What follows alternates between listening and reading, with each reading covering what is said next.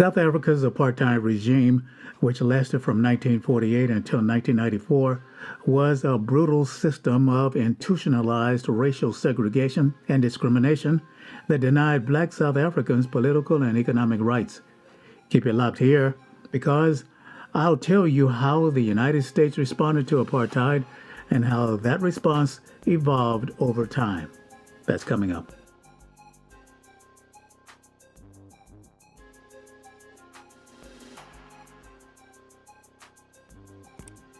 This is KRT, Critical Race Theory. It's not the one they teach in law schools, but the one banned in public schools. In the early days of apartheid, the U.S. government was largely supportive of the South African government. The U.S. viewed South Africa as a strategic ally against the spread of communism in Southern Africa. That was the days when every black person was considered a communist.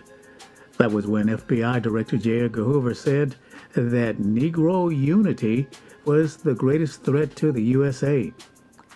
That's the smoking gun right there.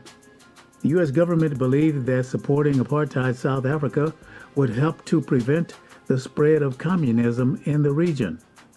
During this period, the U.S. government provided economic and military aid to the South African government. However, as the civil rights movement gained momentum in the United States in the 1960s, there was growing pressure on the U.S. government to take a more critical stance on apartheid. Activists in the U.S. and around the world began to pressure the U.S. government to take a stand against apartheid. In 1963, the United Nations General Assembly passed a resolution calling on member states to impose economic sanctions on South Africa. The U.S. abstained from voting on the resolution, signaling its reluctance to take action against South Africa. No doubt.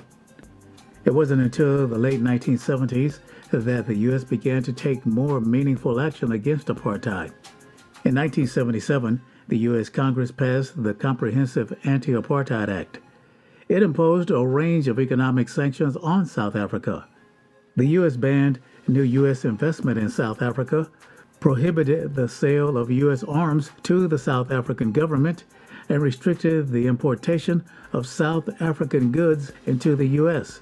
These sanctions were a significant blow to the South African economy and helped isolate the country internationally.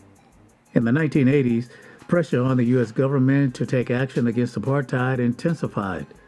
The anti-apartheid movement in the U.S. and around the world gained momentum, and many American companies began to divest from South Africa. In 1986, Congress passed the Comprehensive Anti-Apartheid Act amendments, which expanded the range of economic sanctions against South Africa. The amendments required that all U.S. companies doing business in South Africa divest their assets and prohibited the importation of a range of South African products. The U.S. government's pressure on South Africa played a significant role in bringing an end to apartheid. The U.S. response to apartheid serves as an example of how international pressure can be used to bring about change and advance human rights. And I can remember Randall Robinson, who recently passed away. In the 1970s and 1980s, he took his work to Washington, D.C., where he founded the lobbying and research organization Trans-Africa to influence U.S. policy toward apartheid, South Africa's period of legislated segregation. At that time, Robinson became known for participating in a sit-in at the South African embassy to call for Nelson Mandela's release from prison. Randall Robinson died on March 24th. May he rest in peace. This has been Critical Race Theory. Thanks for checking in. Please like and subscribe and share this video with your friends and family. I'll see you next time.